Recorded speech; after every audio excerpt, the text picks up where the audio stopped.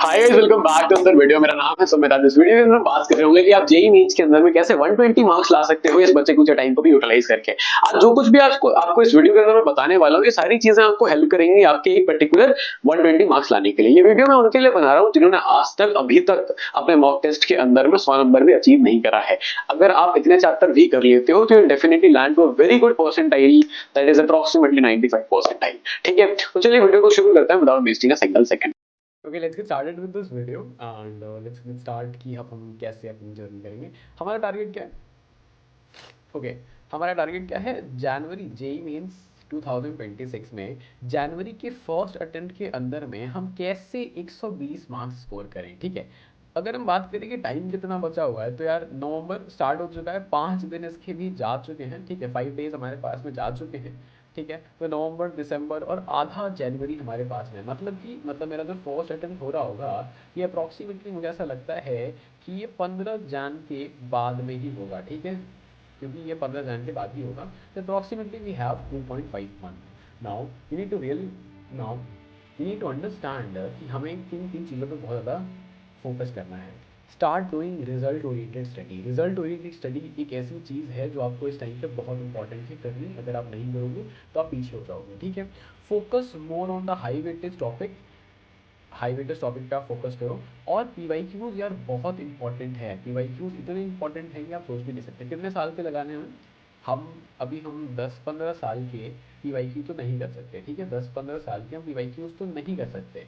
हमें 2021 से लेकर के 2025 तक के पीवाईक्यूज करने हैं। ओके ओके, बात करते हैं यार इंपॉर्टेंट टॉपिक्स के बारे में, इंपॉर्टेंट चैप्टर्स के बारे में। सबसे पहले हम बात करेंगे कि फिजिक्स के इंपॉर्टेंट टॉपिक्स, इंपॉर्टेंट चैप्टर कौन कौन से हैं। तो फिजिक्स की अगर मैं बात करूँ तो electrostatics, capacitor, unit dimension, electromagnetic waves, electricity, modern physics, kinematics, EMI, alternating current and gravitation.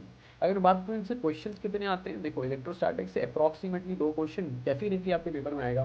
Capacitor से 1 से 2 क्वेश्चन आ सकता है। यूनिट डायमेंशन से 2 क्वेश्चन पक्का फॉर श्योर आ जाएगा। ठीक है, तो capacitor, unit and dimension is one of the important chapter. EM waves आप छोड़ ही नहीं सकते। ईएम वेव से 1 क्वेश्चन फॉर श्योर आएगा और ये बहुत इजी टाइप का चैप्टर है। ठीक है, इजी है ये काफ़ी, आप इसको छोड़ नहीं सकते हैं।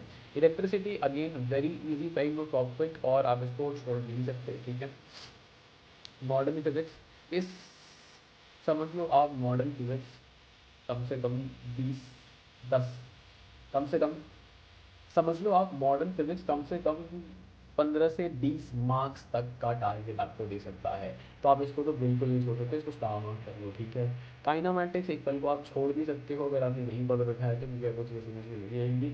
ई M I again an important topic, that is alternating current, बहुत इंपॉर्टेंट। और ग्रेविटेशन अगर आपने इलेक्ट्रो स्टार्ट कर रखा है ना, तो ग्रेविटेशन जरूर जरूर करेगा, ये आप कर लोगे तो हो जाएगा। ठीक है, बात करते हैं मैथमेटिक्स के टॉपिक के बारे में। ठीक है, मैथ्स के अगर हम टॉपिक के बारे में बात करें, मैथ्स के टॉपिक्स के बारे में बात करेंगे।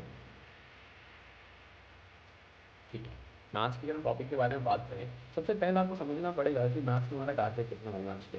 अगर मैं बात करूँ मैथ्स में, अगर हम 40 मार्क्स भी ले आते हैं, 40 मार्क्स भी ले आते हैं तो अप्रॉक्सीमेटली 99% आई हमारी बन पाए। 40 मार्क्स के लिए हमारी 99% बन जाती है। अप्रॉक्सीमेटली 45 मार्क्स को हमारी 99% बन जाती है। ठीक है, सबसे पहला जो चैप्टर आपको करना है वो आप वेक्टर थ्री डी कर सकते हो। ठीक है, कम से कम ये आपको ओवरऑल 3 से 4 क्वेश्चन पूछे जा सकते थे दोनों को मिलाकर।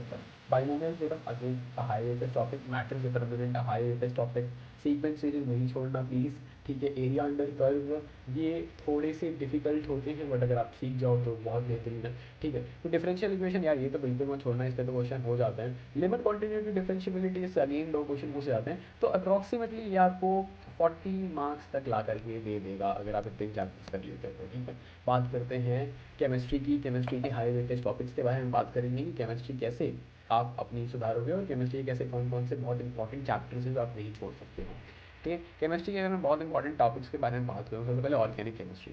यार अभी मुझे ऐसा लगता है ना कि जो ऑर्गेनिक केमिस्ट्री है ये पेपर में बहुत ज़्यादा वेटेज रखती है। ठीक है, पेपर में बहुत ज़्यादा वेटेज रखती है और बहुत सारे बच्चों को ये ऑर्गेनिक नहीं आती है।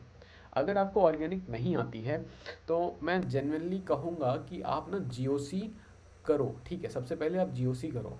जीओसी अगर आप अभी भी देखो, टाइम है अभी भी। ठीक है, अभी भी टाइम है, और अभी भी अगर तुम करोगे तो अल्टीमेटली तुम अच्छी ऑर्गेनिक कर लोगे, ठीक है, अपनी ऑर्गेनिक ठीक ठीक कर लोगे, इतनी तो कर लोगे कि फर्स्ट अटैम्प्ट, फिर उसका सेकंड अटैम्प्ट भी तो है, ठीक है। ओके, तो ऑर्गेनिक में यार तुम general organic chemistry, haloalkanes, haloarenes, ठीक है, एल्कोहल, फिनॉल, ईथर्स, अमाइंस और बायोमोलिक्यूल्स मत छोड़ना, इन्हें कर लेना, ठीक है। इनऑर्गेनिक केमिस्ट्री में बहुत ज़्यादा important chapter that is the chemical bonding और कोऑर्डिनेशन कंपाउंड आप छोड़ ही नहीं सकते, ठीक है, और डीएनएफ ब्लॉक भी मत छोड़ना, ठीक है। फिजिकल केमिस्ट्री की अगर मैं बात करूँ यार, फिजिकल केमिस्ट्री में it is very much important कि आप सॉल्यूशन कर लो, इससे क्वेश्चन आ जाएगा।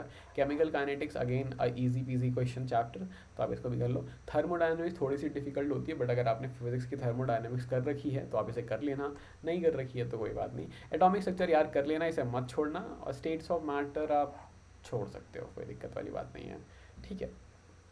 अब याद रखना कि हम प्रिपेयर किसके लिए कर रहे हैं, हम जेई के लिए प्रिपेयर कर रहे हैं। हमारे पास में कोई स्केप रूट नहीं है, हमें हमें काम करना पड़ेगा, हमें पढ़ाई करनी पड़ेगी। अगर हम पढ़ाई नहीं करेंगे तो फिर नहीं होंगी चीज़ें, ठीक है। हम अपने एंड से अगर एनर्जी पुट इन नहीं करेंगे तो चीज़ें नहीं होंगी। Start working for yourself, start working harder, कम से कम 10 से 12 घंटे की पढ़ाई रोज़ करोगे तो भी बहुत ईजिली क्रैक कर लोगे। चलो फिर मिलता हूँ एक नई वीडियो के साथ में, तब तक के लिए thank you so much. Like, comment, subscribe this video and the channel as well. Thank you. Bye bye.